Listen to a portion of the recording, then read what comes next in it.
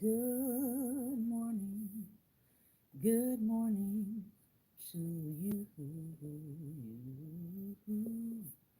Good morning, good morning to you. Good morning, good morning. Won't you share with a friend or two? Good morning, good morning to you. You.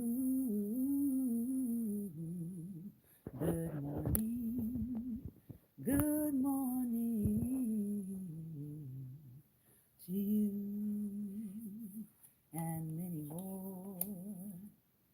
Good morning, everyone, and welcome to Daring Dialogues. I am your host today, Shantae Charles. I hope that you're having a great and wonderful day. Well, another day, another unfortunate event that took place in our country this week, another school shooting, and I believe that it happened yesterday, right?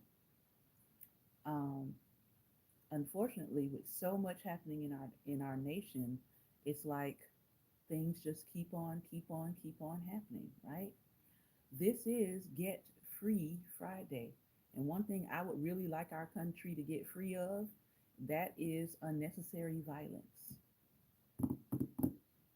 And people say, yes, thoughts, yes, prayer, but yes, action, yes, policies that need to be put into place. Believe it or not, our country did have policies in place, and then those policies expired, and that's why we're seeing this whole spike in what we're seeing.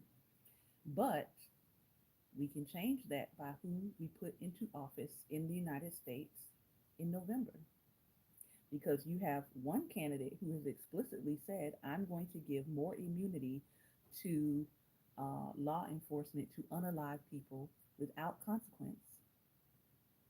Then you have another side that says we need to put some accountability into place and we need to put some policies into place so that we can begin to keep people safe, right? And let's help people find their way out of our space that shouldn't be here. All right. So, if you're with me for the first time, you know that I am beginning to come on YouTube on a regular basis. I have been here, right? I have been here, but I am beginning to come on a regular basis. So, those of you who have been with me on IG know that we have been doing this for years. And those of you who are just now watching me on YouTube know that we have just started coming on and bringing you our Daring Dialogues directly on YouTube. So if you're with me for the first time, hello and welcome to this space. All right. Today is what we call Get Free Friday. And this is where we talk about health. This is where we talk about wealth on this particular day of the week. So I will try to bring you things that are encouraging to your life. Typically, we spend about 30 to 45 minutes on a broadcast. I try not to go longer than that unless our conversation is getting really, really, really intense and I have the time and we'll go longer. Um, so I want to share with you, first of all, some self empowerment cards that I stumbled upon. I was doing some shopping, and these were actually like sitting on a shelf somewhere, and I just happened to look down, and I was like, oh, hmm, let's take a look at these. So I looked at the back and I looked at the front, and I said, words that work. I'm all for words that work. I am an educator, editor, publisher, author. So words are a big part of my life in general. And her um, blurb here on the front of her card says, a self empowerment affirmation card deck for wealth, health, and abundance. I'm like, yes, I am down for that. So these are a few of the cards that are inside of her deck, and she calls these the daily I am. She has them divided up into three sections, This section is called the Daily I Am. So I'm going to read some of these, and you can feel free to say them over yourself if they resonate with you. If it doesn't resonate, you don't have to say it. The Daily I Am, she says, I am way more capable than I know and far more powerful than anyone will ever tell me. I am the architect, the builder, and designer of my own self image. My words are the daily bread that nourish my soul and attract the circumstances that become my life experience. I choose to speak life, love, and positivity on a daily basis, and that is what I will see in return. Now, we know there's not something positive happening all the time everywhere, but the words that come out of our mouth can be positive, even if what's going on around us might not be positive at the time. All right. So we don't believe in toxic positivity over here. We do believe in acknowledging the reality of situations and circumstances while at the same time believing for something better. Here's her next one. It says, I am housed with the rich substance of God. Now, obviously, people have their own perspective about God. Some people don't believe in God. We have no problem with people being in this space who don't believe in God. We just ask that you respect the beliefs of other people. Some people believe in God. Some people believe, hey, I have divine power on the inside of me that I need to tap into and that I need to operate in. Here's another one. I am surrounded by divine, pure, protective light. I am surrounded by divine, pure, protective light. And I love the graphics on these. Here's another one. I am perfectly happy and healthy. Peace and prosperity are mine.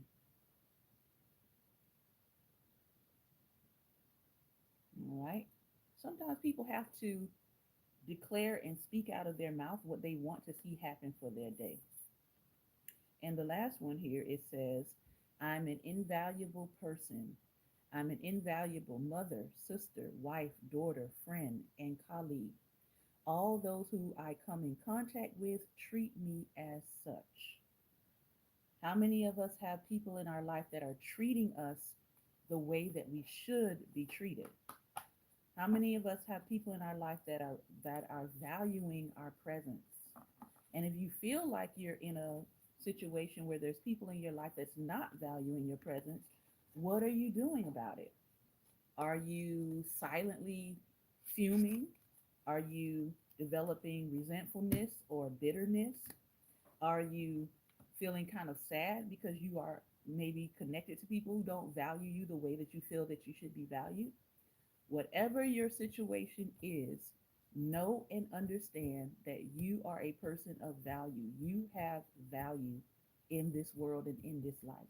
I like to say, by virtue of your existence, you are worthy. By virtue of your existence, you are worthy. I don't think that anybody makes it to this plane of existence on planet Earth without having some sort of purpose to fulfill. Now, getting to that purpose and figuring out what that purpose is may take you some time, and that's okay. There are people, I've met some people who knew at 4, 5, 6, 7, 8, 9 years old what their purpose was, and they're doing and they're fulfilling it and they're walking in it. And then I've met some people who have been 60, 70 years old, people that I have, coached and counseled who said, listen, I'm in my 40s, I'm in my 50s, and I still don't know exactly what I'm supposed to be doing here. I've been passing the time. I've done the schooling, I've done the training, I have a job, you know, but I still don't feel like I'm fulfilling my purpose. And guess what? That is okay.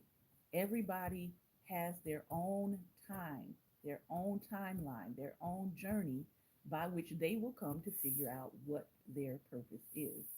But I will say this, you can pursue what your purpose is. You don't necessarily have to wait around for your purpose to fall out of the sky and hit you over the head. You can start thinking about what is it that I like? What is it that I'm passionate about? What is it that, gets me riled up? What is that thing? What is that topic that you just can't seem to get out of your mind? There's people online that come windmilling. I call it windmilling, doing this right here. There's people online that come windmilling into my comment section about certain things that they're super passionate about. And then my question to them is, well, what have you done about it? What have you done to move the needle? If you are really passionate about something, think about what personal action you're taking to move towards that thing. Take me, for example. I am super passionate about literacy. I want people to be able to read. I don't care what your age is. I don't care if you're 33, or 103. I want people to experience the power of literacy, experience the power of being able to open up a book and go into a whole new world by what you read and what you can comprehend. That excites me. So that's a part of what I'm doing with my platform. I am reading aloud and discussing literature, discussing nonfiction works, fiction work, discussing historical biographies, discussing history works. Because why? I am passionate about it. I'm passionate about it. And I just find for myself that when I read, sometimes I can go into another place. It's like reading transports me to another world, depending on what I'm reading. Sometimes reading grounds me, especially when I'm reading something like this, which is a book of quotes. I love quotes. I have quote cards. I have books on quotes. I have books that have just specific. This particular book is called Places, Inspiring and Empowering Quotes from the Global Thought Leaders. So this is people from all over the world. And one thing I did when I read through this is, if you can see that, I put some of the page numbers of some of the ones that I thought were really, really powerful into the front of the book just so I wouldn't forget them and I could go back and look at them. So I'm going to go back and I'm going to look at 159, 163, and 165. 159 is coming from Joseph Seaman Cotter. And the other thing I love about this book, because I am a visual artist, I love the fact that it is a full color book and it's got art on every single page with the information, and the quote is in really big letters and words, so it's easy to read. And sometimes with books like these, if I really like them and the interior, I might buy an extra copy and then use the second copy to tear some of the pages out and frame them. I know sometimes people are looking for ways to um, do a little decorating or increase, their visual space. But that's one of the ways that I do it. That's fairly inexpensive. Choosing a page that has a powerful quote, pulling that page out and framing it and putting it on your wall. Just a little tip there. This quote is by Joseph Seaman Cotter Jr. He was an African American playwright, poet, and writer from Louisville, Kentucky. He was the son of the prominent African American playwright Joseph Seaman Cotter Sr. He attended Fisk University but was unable to complete his studies due to illness. He wrote poetry and plays, including On the Fields of France, posthumously published in 1920. He died of tuberculosis at the young age of 24. His poetry was featured in James, so his legacy continued to live on.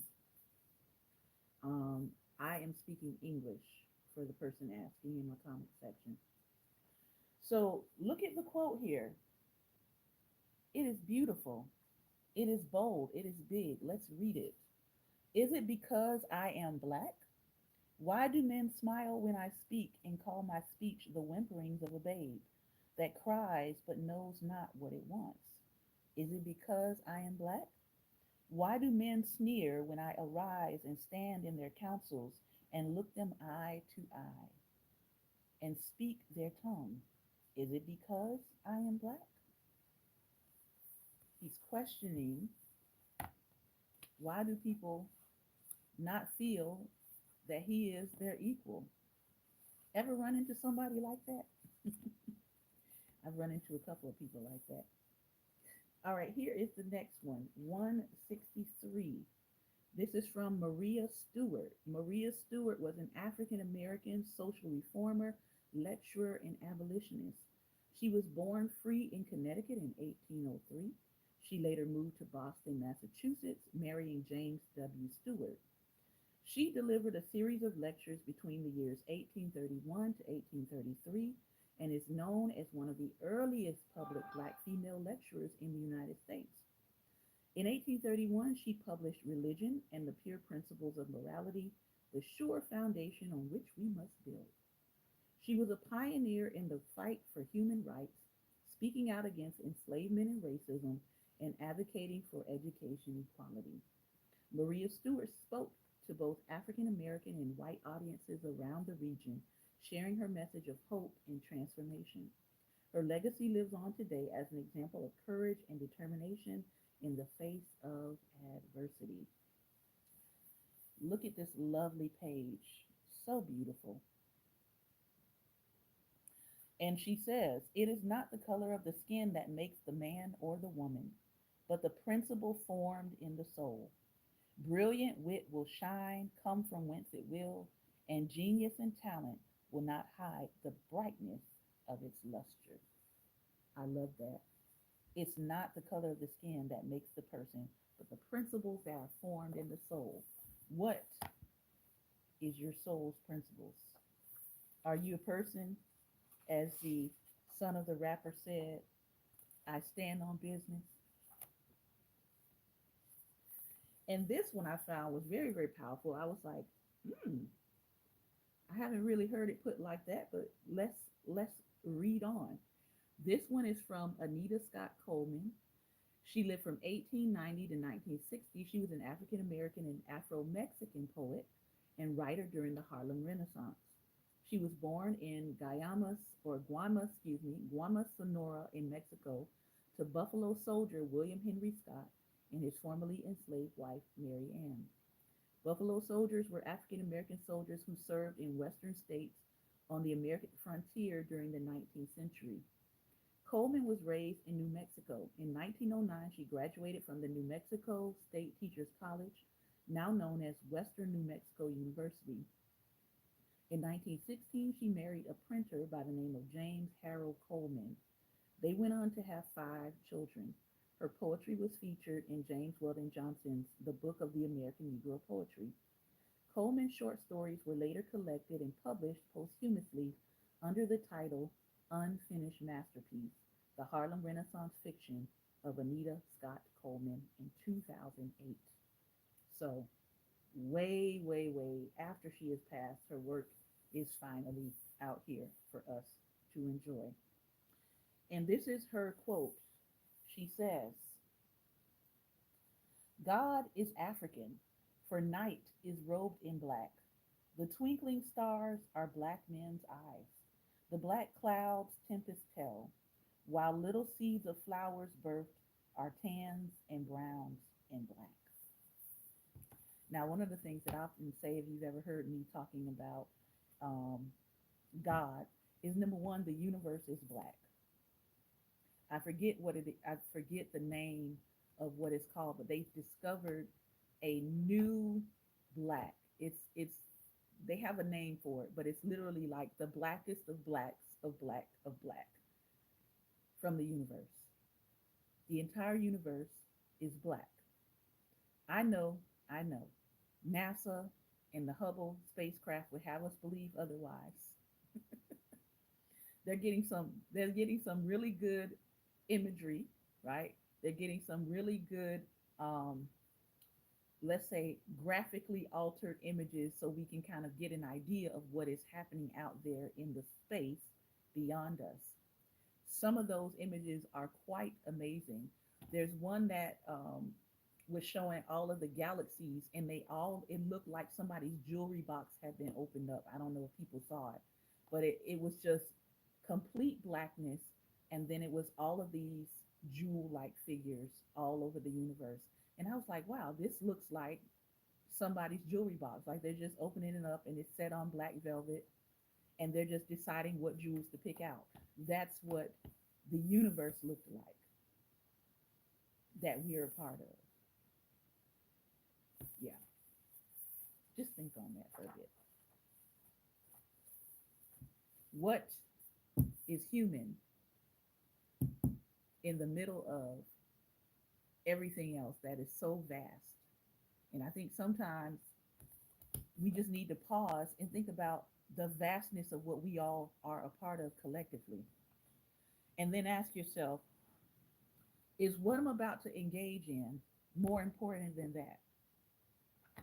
Is what I'm is what I'm about to argue with somebody on the internet for more important than that? Sometimes we just need to take a step back and say, my life, my existence is more than me just arguing with somebody on the internet and trying to prove my point.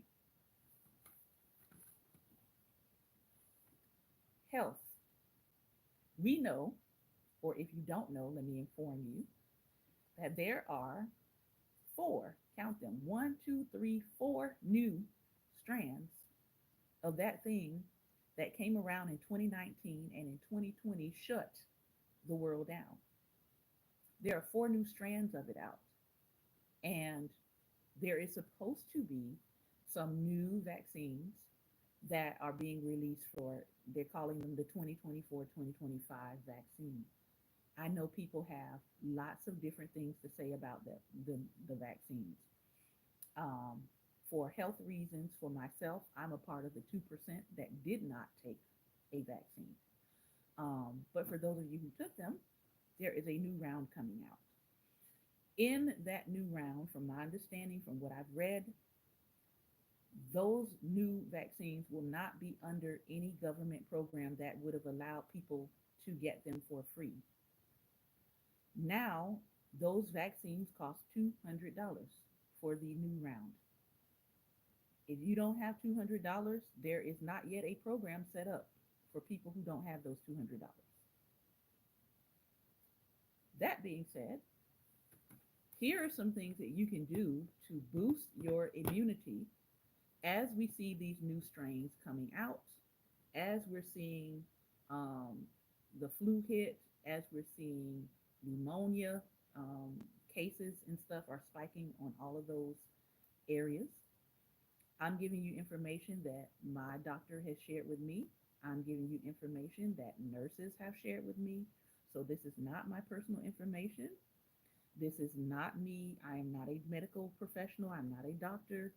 So please consult your doctor before you try any of the things that I'm going to share today.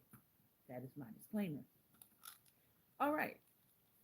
Things that can help to build your immune system. One, turmeric.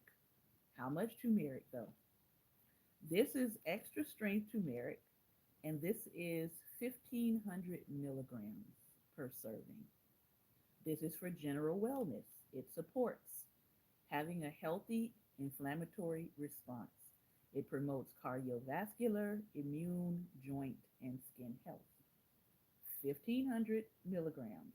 Again, this is pretty strong, but if you combine it with its friend, magnesium, magnesium 400 milligrams, you combine these together and you get the same strength as an over-the-counter medicine like Excedrin, Aleve, ibuprofen, all those things that can lead to organ damage and organ failure. Well, these don't fail your organs. And if you put them together, it gives you the same strength as all those other things you would be using to take care of things like headaches, body aches, joint pains, muscle pains, etc. These two are your friend. All right. Something else you want to invest in. Now, before 2019, when I was taking these were maybe like $3, $4 a bottle. And then when 2020 hit, people had not realized that they could take these yet, and they were still fairly reasonably priced. They were around $7 a bottle. Once people realized that these were effective in helping them increase their immune system, they have now skyrocketed to about $30 a bottle. Depends on where you get them. These are that much because of the IUs in them. Typically, you're going to find some that are 1,000 IUs, but this is 10,000 IUs. And I use 10,000 because I want to keep my immune system up very strongly. So I don't do 1,000, I do 20,000 a day. And so I take two of these. But this is vitamin D3. Once people realized that vitamin D3 was helpful in fighting off that thing that shut down the world in 2020, the prices on these skyrocketed. So 10,000 IUs is what I use. You can get them in 2,000. They also come in 5,000 IUs. But again, I take two of these a day.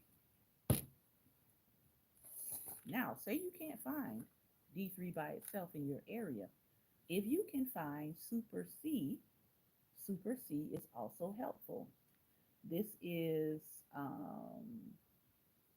this has vitamin D3, vitamin C, and zinc. It also has vitamin A and vitamin E. This has 1,000 IUs of D3. It has 900 milligrams of vitamin C, 450 um, of vitamin A, and 15 milligrams of vitamin E, and 11 milligrams of zinc, Super C. And lastly,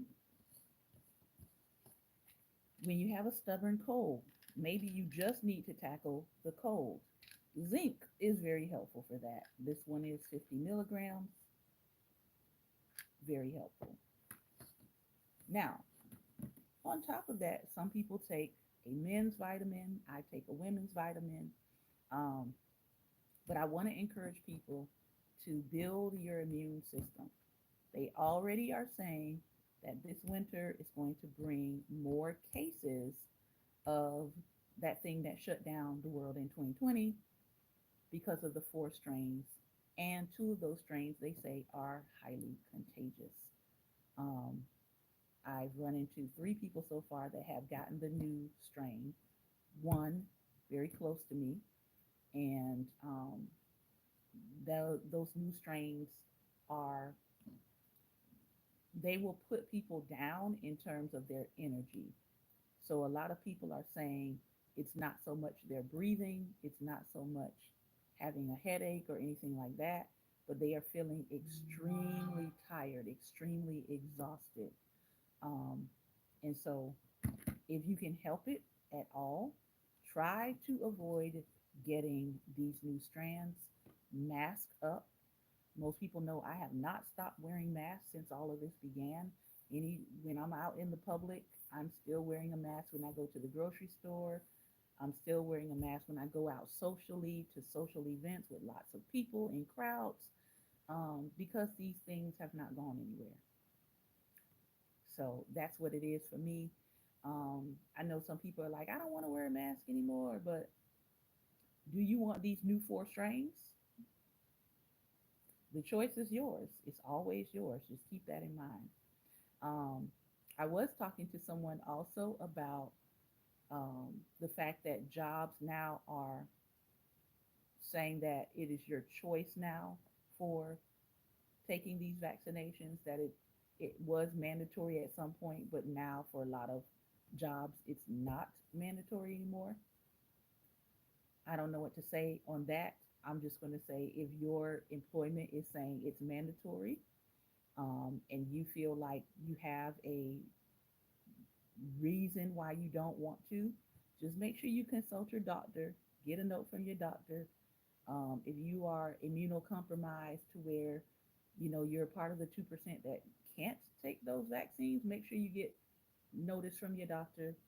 If you are choosing not to do it for religious reasons, make sure you have documentation and notice from your spiritual leader. Okay? All right. I think that's it that I wanted to share with you all today. We will be back as the Divine One, the creator of all wills, on Sunday. So if you've enjoyed today, we do have our Sunday dialogue where we do talk about the Christian faith here. So if you're interested in that, you can join us on Sundays at 2:30 p.m. Eastern Standard Time. I will be sharing in the text. If you're one of those people that's watching, you don't believe that women should be sharing scriptural text, don't show up for that. Okay? I don't want you to be offended because I'm going to be teaching. All right. And we'll be back next week beginning Monday. It'll be Monday Motivation, Teachable Tuesday, all things black, black people, black history, black politics, black love, black, black, black, be black. Wednesday will be relationship. We'll be focusing and talking about boundaries and how to have them and maintain them. Thursday is our Thinking Thursday, Theology Thursday. We'll be talking about forgiveness, and we'll be looking at forgiveness from a different lens than what most people are used to. And then we'll be back again with Get Free Friday. I hope that you enjoyed this segment. I hope I said something that was helpful, inspiring, or insightful. Remember, light is the most daring opposition to darkness, so continue to go out and be light. Take care, be well, and most importantly, be light.